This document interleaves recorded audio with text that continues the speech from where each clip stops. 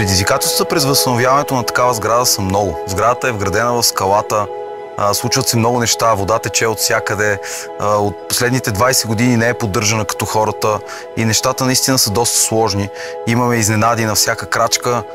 Също сградата е доста голяма, тя е няколко хиляди квадратни метра и общо ето проблемите излизат от всякъде. По време на ремонта постоянно излизаха нови и нови неподозирани предизвикателства.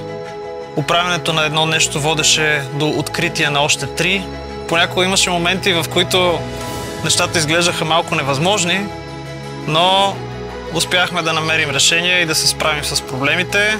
Нашето желание е да се погрижим не само за възстановяването на сградата, а за обезопасяването и облагородяването на целия район.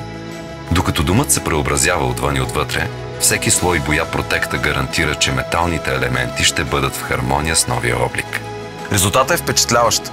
Имаме модерен дом, който е запазил автентичността си с метални елементи, които са защитени за бъдещето. Вече няколко месеца сме тук и наистина е много зареждащо, когато видим хора, наши приятели или непознати, които идват и наистина остават безмълвни пред гледката, която виждат, защото наистина сградата няма налог и гледките, които се откриват през терасите и въобще стаите, в които има скални образования, за нещо, което не може да видиш никъде другаде в България.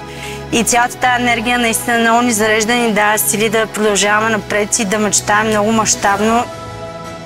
С този проект и помощта на Протекта ние не просто обновихме една сграда, а ние съхранихме и модернизирахме национално богатство за бъдещите поколения. Благодарение на цялостното обновяване и защитата на Протекта, Националният пещерен дом е готов да посрещне нови поколения изследователи.